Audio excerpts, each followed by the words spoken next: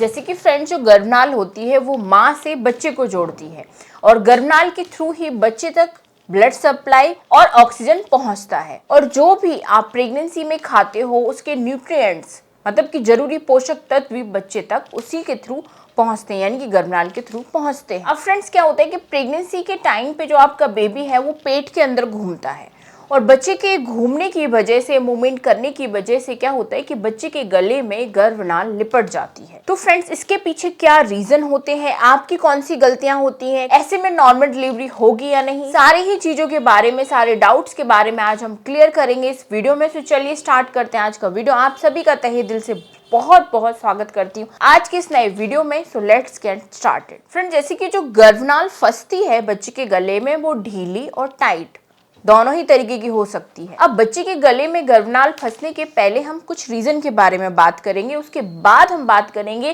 कि आपकी क्या गलतियां हैं और नॉर्मल डिलीवरी कब हो सकती है और कब नहीं। सबसे पहला तो इसका रीजन होता है कि अगर आपके पेट में जुड़वा बच्चे हैं तो बच्चे क्या करते हैं, एक दूसरे की गर्भनाल ही गले में लपेट लेते हैं। नेक्स्ट इसका रीजन होता है ज्यादा फ्लूइड, यानी कि आपके पेट में अगर ज्यादा पानी है तो बच्चा अपनी एक पोजीशन नहीं ले पाता है, बच्चा बहुत ज्यादा मूवमेंट करता है और पेट में ही तैरता रहता है, जिस वजह से बच्चे के गले में गर्भनाल लिपट सकती है। नेक्स्ट रीजन होता है लंबी गर्भनाल। कई महिलाओं की होती है लंबी गर्भनाल होती है, जिस वजह से भी बच्चे मूवमेंट करते करते अपने गले में लपेट लेते हैं। अब फ्रेंड्स बच्चे के गले में गर्भनाल लिपटने का कोई लक्षण क्लियर नहीं है कि मतलब क्या लक्षण आपको दिखेंगे। एक ही इसका लक्षण हो सकता है कि आपको बच्चे की जो हलचल है वो कम महसूस होंगी। साथ ही साथ जो इसका क्लियरली पता चलता है वो केवल और केवल अल्ट्रासाउंड से ही चलता है। अल्ट्रासाउंड में आपके क्लियरली मेंशन होता है कि बच्चे के गले में कितनी कॉर्ड है, यानी कि 1 राउंड है, 2 राउंड है या 3 राउंड तक है बच्चे के गले में, तो ये आपको अल्ट्रासाउंड से क्लियर पता चल जाता है। अब आपको ऐसी कौन सी गलतियां हैं जो नहीं करनी है जिससे कि बच्चे के गले में गर्भनाल ना लिपटे और आपकी सेफ नॉर्मल डिलीवरी हो। सबसे पहली चीज तो है कि आपको जब भी उठना बैठना है, सही से उठना बैठना है, सपोर्ट लेकर उठना बैठना है। झटके से एकदम से बिना किसी सपोर्ट के उठना नहीं है और ना ही बैठना है, इस बात का ध्यान रखें। सेकंड चीज है झुके नहीं। जैसे कि जब आपका 7वां 8वां 9वां महीना लग जाता है तो आपको झुकना बिल्कुल बंद कर देना चाहिए। थर्ड रीजन है गलत पोजिशन में आपको लेटना भी नहीं है, क्योंकि इससे भी बच्चे के गले में गर्भनाल लिपट जाती है।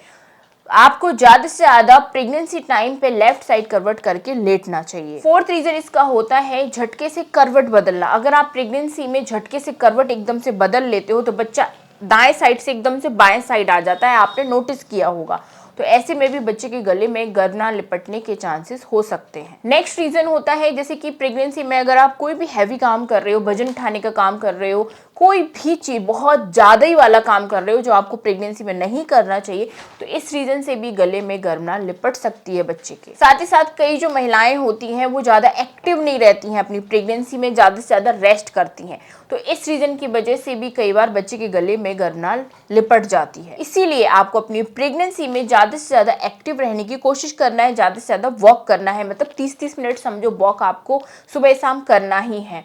और छोटे मोटे जो घर के काम होते हैं वो भी आप करते रहिए, कोई दिक्कत नहीं अगर प्रेगनेंसी में सब कुछ नॉर्मल है तो। क्योंकि जब आप एक्टिव रहते हो तो बेबी क्या करता है कि पेट में अच्छे तरीके से मूव कर पाता है, और मूव करते करते कई केसेस में देखा गया है कि बच्चे अपने गले से गर्भनाल हटा भी लेते हैं। क्योंकि जो ये प्रोसीजर है, मतलब पेट में बच्चे का गर्भनाल लपेटना और निकालना, ये बच्चा खुद ही करता है, ये बच्चे पर ही डिपेंड होता है, बच्चे के मूव्स पर ही डिपेंड होता है। अब अगर 9वें महीने तक भी बच्चे के गले में गर्भनाल लिपटी हुई है तो बहुत ही कम चांसेस हैं कि फिर बच्चा गर्भनाल हटा पाए, क्योंकि 9वें महीने में बच्चा फुल बड़ा हो जाता है, बच्चे का साइज बढ़ जाता है, वजन बढ़ जाता है, जिससे कि फिर बच्चे को पेट में मूवमेंट करने के लिए जगह कम मिलती है, तो बच्चा ज्यादा मूव नहीं कर पाता है, तो इसीलिए गर्भनाल भी नहीं हट पाती है। अब अगर जो गर्भनाल है 9वें महीने तक 1 राउंड तक है तो ये बिल्कुल नॉर्मल मानी जाती है, ऐसे में अधिकतर नॉर्मल डिलीवरी हो जाती है। लेकिन अगर 1 राउंड से ज्यादा कॉर्ड लपटी हुई है बच्चे के गले में, 2 राउंड 3 राउंड और बहुत ज्यादा टाइट है, तो ऐसे केसेस में फिर डॉक्टर केवल और केवल सी सेक्शन डिलीवरी ही करते हैं, यानी कि ऑपरेशन से डिलीवरी ही करते हैं। तो इस टाइम जैसा आपको डॉक्टर सलाह दें आपको वैसा ही करना चाहिए, अपने मन की नहीं चलना चाहिए और ना खुद डॉक्टर बनना चाहिए, ठीक है ना, क्योंकि बच्चे की जान पर इस समय बात है, ठीक है ना, तो इतना ध्यान रखिएगा।